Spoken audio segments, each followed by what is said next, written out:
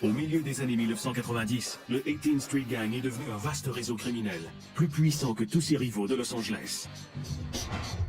Avec plus d'une vingtaine de cliques regroupées sous son autorité, cette coalition peu structurée contrôle en bonne partie le territoire de la drogue dans le comté de Los Angeles. Ils font tout ce qui peut leur rapporter de l'argent. Ils sont présents partout où il est possible d'obtenir de l'argent de façon illégale. Cependant, le gang n'a aucune direction générale. Deux membres en sont conscients et décident de porter le 18th Street Gang à un autre niveau. En 1992, Juan Termite Romero et Frank Puppet Martinez commencent à travailler ensemble pour améliorer le secteur ouest de Los Angeles. Termite Romero est un soldat prometteur dans une clique appelée les Columbia Little Psychos, ou CLCS, affiliée au 18th Street Gang. Puppet Martinez est un membre haut placé de la mafia mexicaine, un gang de prison qui contrôle également les activités des Little Psychos. Les Little Psychos sont menacés lorsqu'un des rivaux de Puppet tente de mettre la main sur ses profits. Le rival de Puppet envoie un membre du 18th Street Gang, Carlos Truco Lopez, sur le territoire des Little Psychos pour s'emparer des profits réalisés dans la rue. On lui a demandé d'aller prendre l'argent qui avait été recueilli. Il y avait une querelle derrière tout ça. Et Puppet a dit, ça ne se passera pas comme ça. Le soir du 4 septembre 1994, Termite et un autre individu attendent l'arrivée de Truco dans cette rue étroite du quartier Westlake. Vers minuit, la voiture de Truco s'approche. Termite et son collègue pointent leur AK-47 en direction de la voiture. Truco et sa copine n'ont aucune chance de s'en tirer. Truco se baladait dans le quartier par une chaude soirée d'été, et il est entré dans un passage très étroit. Les membres du gang avaient tout prévu, et quand il s'est approché de la sortie, ils ont criblé sa camionnette de balles, afin de garder l'usage exclusif de ce territoire. Puppet Martinez accorde une promotion à Termite pour son excellent travail. Il le nomme chef de clique des Little Psychos. Termite a été choisi par Frank Martinez dans la mafia mexicaine. C'est dire à quel point les CLCS étaient contrôlés. Termite se met rapidement au travail pour faire ses preuves. Il voit dans le parc MacArthur, situé sur le territoire du 18th Street Gang, une excellente occasion d'enrichir le gang. Le parc, qui est le refuge des membres de gang, accueille des gens de tous les milieux et offre à ceux qui cherchent rapidement de la drogue l'occasion de tout acheter au même endroit. Termite est décidé à soutirer le plus d'argent possible aux revendeurs du parc MacArthur. Il ordonne aux membres des Little Psychos d'améliorer leur système d'extorsion. Termite a fait travailler le gang jour et nuit, 7 jours semaine. Il y avait 2 quarts de travail par jour. Cette activité qui rapportait 1000 à 2000 $ par semaine a commencé à rapporter 5 à 10 000 $. Il a doublé, triplé et même quadruplé les profits. Il s'assure que chaque revendeur paie son dû. Aucun agent libre n'est autorisé à vendre de la drogue dans son quartier. L'agent spécial du FBI, James J., explique de quelle façon fonctionnait la perception des loyers. En raison de certaines causes en cours, il a demandé à ce que son visage soit dissimulé. Il louait les rues aux revendeurs qui acceptaient de payer le prix le plus élevé pour obtenir les droits exclusifs de distribution dans ce secteur. Certaines rues étaient louées entre 10 000 et 12 000 $ par semaine. D'autres étaient louées pour 5 000 à 7 000 $ par semaine. Termite et son équipe rapportent un total d'environ 85 000 $ par semaine. Pour que les Little Psychos continuent à fonctionner efficacement, il établit une hiérarchie. Au sommet de la structure se trouve Puppet Martinez, qui dirige les opérations depuis la prison. Le deuxième poste est occupé par la conjointe de Puppet, Jenny Garcia, qui contrôle les activités pour lui à l'extérieur. Jenny Garcia était connue comme la señora ou la patronne. Elle percevait l'argent à sa place et dirigeait son entreprise dans la rue. Après Jenny, le membre le plus important est Termite. Vient ensuite un groupe de lieutenants assignés à différents secteurs du territoire des Little Psychos. Les revendeurs offraient soit de l'héroïne, soit du crack. La plupart du temps, c'était du crack. Les lieutenants surveillaient les coins de rue.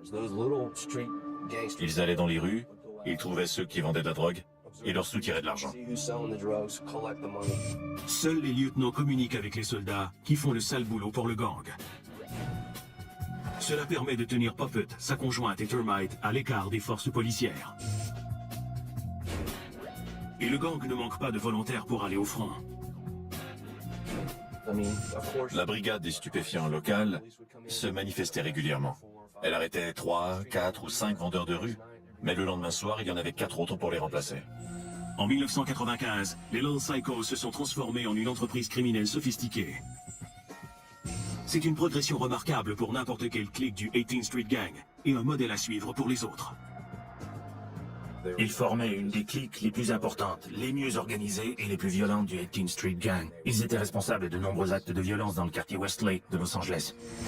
Mais leur succès attire sur eux une attention non désirée. Les autorités fédérales commencent à s'intéresser à Termite et à la clique du 18th Street Gang.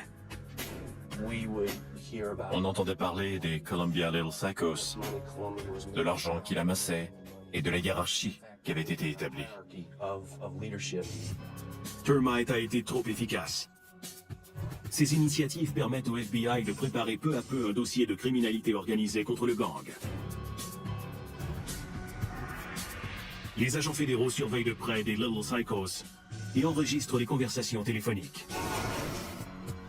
Le 4 mars 1999, grâce aux informations recueillies, des agents du FBI effectuent une descente dans les maisons de Janie Garcia, de sa sœur et de sa mère. Dans ces maisons, ils ont découvert 3 cachettes remplies d'argent. Une qui contenait 450 000 $, une deuxième de 80 000 $ et une dernière de 9 000 $. Les 9 000 $ étaient apparemment un paiement que Termite avait laissé 2 ou 3 jours plus tôt. Les interventions policières sont le point de départ de la descente aux enfers de Termite. Dans les rangs des Little Psychos, la rumeur veut qu'un membre ait conclu une entente avec les agents fédéraux. Même si elle ne possède aucune preuve, Janie Garcia a conclu que Termite est le traître. Elle convainc son mari, Puppet Martinez, que son ambitieux chef de clique les a trahis. De la prison, Puppet envoie un message qui dit simplement « Exterminer sera ». Le 1er novembre 1999. À son bureau, Termite Romero attend la livraison hebdomadaire de l'un de ses percepteurs de loyer. Il retourne ensuite à sa voiture.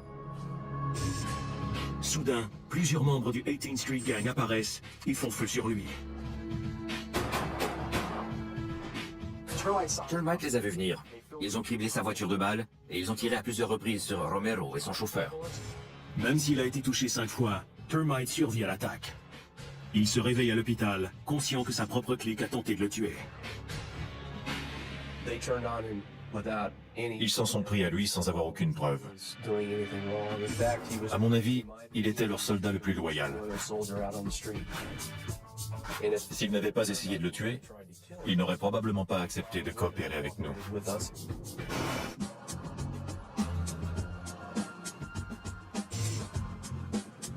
Novembre 1999.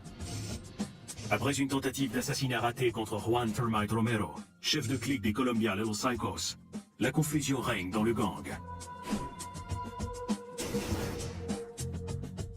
Les Little Psychos sont une entreprise criminelle sophistiquée qui rapporte des millions de dollars. Mais lorsque le gang s'est retrouvé dans la mire du FBI, les membres ont commencé à craindre qu'il y ait un traître parmi eux.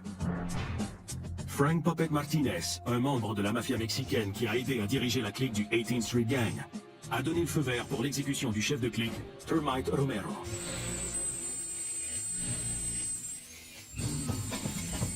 Termite a survécu à l'attaque, et les autorités s'efforcent d'éviter qu'il y ait d'autres représailles. C'est à ce moment qu'on a su qu'il fallait faire quelque chose pour éviter une escalade de la violence. L'agent spécial Carl Sanford sait que Termite se rétablit au domicile d'un ami. Il obtient un mandat et procède à son arrestation. Termite est accusé de blanchiment d'argent fédéral et de trafic de stupéfiants. Termite est plus que disposé à coopérer avec les enquêteurs. Le leader de 33 ans veut se venger de son patron, Frank Puppet Martinez. Il était blessé. Il avait été loyal à Frank. Il avait été un bon soldat pour Frank, mais parce qu'on avait décidé à tort qu'il était un traître, il a décidé de coopérer avec nous. Lorsque le FBI a arrêté Termite en décembre 1999, il était épuisé et stressé, comme n'importe quel autre gestionnaire d'une entreprise américaine rentable. Il avait donné le meilleur de lui-même et l'organisation avait tenté de le tuer. Termite fournit aux autorités assez d'informations pour causer la perte des Little Psychos et de ses dirigeants. Grâce à son témoignage et aux autres preuves recueillies par le FBI, le gouvernement inculpe 26 membres du 18th Street Gang et de la mafia mexicaine sous des accusations allant de l'extorsion au rackettierisme et au meurtre. Il était crucial d'avoir quelqu'un qui connaissait le gang de l'intérieur. Non seulement quelqu'un de l'intérieur, mais un chef qui traitait à la fois avec des supérieurs et des subordonnés. Sa coopération était inestimable. Finalement, 24 des 26 accusés sont condamnés. Plusieurs sont d'anciens membres de la clique de Termite. 2 d'entre eux sont toujours en fuite. Le juge a décidé que Termite méritait une sentence réduite. S'il a une bonne conduite en prison, il pourrait éventuellement être libéré. Les agents fédéraux ont réussi à démanteler une des cliques du 18th Street Gang. Mais ils n'engagent aucune poursuite contre les autres. En grande partie parce que personne d'autre n'a mis au point une opération semblable à celle des Little Psychos. On se débarrasse d'une clique, mais il y en a toujours une autre, et encore une autre. Ça ne finit jamais. Aujourd'hui, le 18th Street Gang reste une coalition meurtrière de près d'une trentaine de cliques qui ne semble avoir aucune intention d'abandonner la partie. Le gang a même souligné l'arrivée du 21e siècle en inaugurant son site web officiel. Ils utilisent l'Internet afin de faire savoir à tous qu'ils sont un des gangs les plus importants et les plus violents du sud de la Californie. Le recrutement a connu des hauts et des bas au fil des ans. Mais la plupart des experts croient que la vie de gang ne perdra jamais son attrait dans les environnements urbains défavorisés. Imaginez un gamin dont le père est absent parce qu'il est en prison. Il vit dans un taudis, envahi par les cafards. Parfois il mange, parfois il ne mange pas. Arrive alors un membre du 18th Street Gang qui lui offre 300 $ par semaine simplement pour se tenir au coin de la rue et le prévenir si la police arrive. Comment peut-on dire à ce gamin de refuser? Comment peut-on rivaliser avec ça?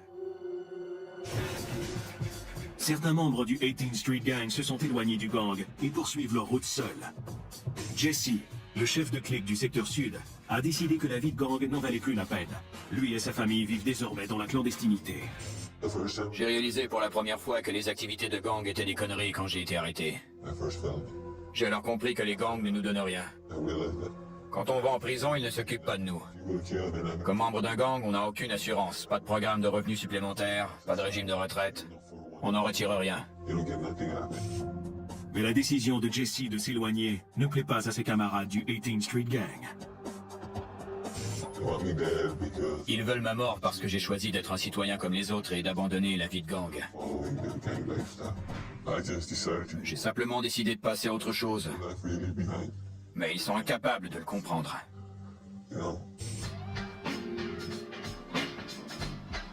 Jesse est aussi déterminé à se battre pour conserver sa nouvelle vie qu'il l'était lorsqu'il faisait partie du 18th Street Gang. Il ne fait pas mystère des mesures qu'il doit prendre pour protéger sa vie et celle de sa famille.